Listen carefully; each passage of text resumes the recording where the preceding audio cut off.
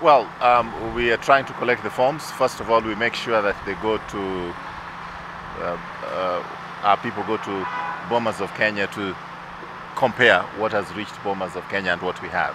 And after which they have to bring it here, because we also have a team which is verifying everything we have, so that we have all the copies of the forms that are required as per the law. We learned something very strange with the ruling of the Supreme Court in the last elections, that process is more important than numbers. So what we find ironical is that our opponents are now talking about numbers and turnout, and yet they did say themselves that numbers don't matter. So this is a hypocrisy that we find ourselves having to deal with, but it doesn't matter. We are ensuring that we are compliant with the process requirements, and we'll take it up from there. As a party, how are you preparing for tomorrow's election for the counties that didn't have election yesterday? We are monitoring the situation on the ground in the best way we can. It may be very difficult for our agents to do their work in those specific areas, but we'll monitor. We are in touch with the agents. We are calling them. I've just been in touch with one of them. We don't want our agents to be in way of danger in any way. Some of our voters have even called me today, and they are asking if they can be allowed to vote without their fingers being marked, because they don't want to be victims of violence if it is found out that they actually voted. But the truth of the matter is that in a place like Kisumu, the president did get 6,000 votes last time. It's true, the majority there voted for NASA, but they have to respect the right of every voter to be able to go and vote if they choose to go and vote. That is the law, that is the constitution which they claim to respect. In fact, some of them, the leader of the opposition is said to have read this constitution very well, and the Wananchi there did not need to read it. Unfortunately, they didn't read it, but if they read it, they would know that we are supposed to respect the right of others to go and vote. Good.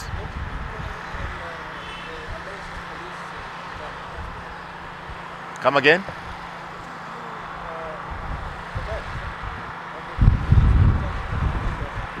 Well, I've heard people talking about police brutality. Unfortunately, we don't talk enough about brutality towards the police by the demonstrators, throwing stones at them with slings. And you know, slings do kill. I've seen policemen who have been injured very seriously. Policemen are on the line of danger. Some of them have died during this particular campaign cycle or elections cycle. But the bottom line for me is that if there's any police brutality in our constitution, we do have an institution called the Police Oversight Authority. The matter should be taken to them and let them investigate the circumstances under which those alleged brutality may have taken place. And we're a country of laws.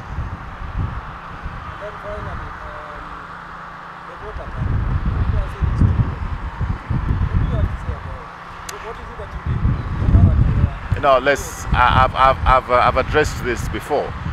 The first thing you have to accept that repeat elections do tend to have lower turnout, because the passion, the enthusiasm that is there in the first time dissipates. Look at the turnout in the recent presidential elections in France. It was 36% turnout. 36% in France. That's an old democracy. Look at the turnout in the United States, not for the first, not for a repeat election, but the actual elections. 55.7% in the most passionately contested electoral process in the United States in the last 50 years. They just managed 55.5. Those countries which tend to have 70, 80% and above are countries where voting is compulsory, like in Belgium, like in a lot of the Scandinavian countries.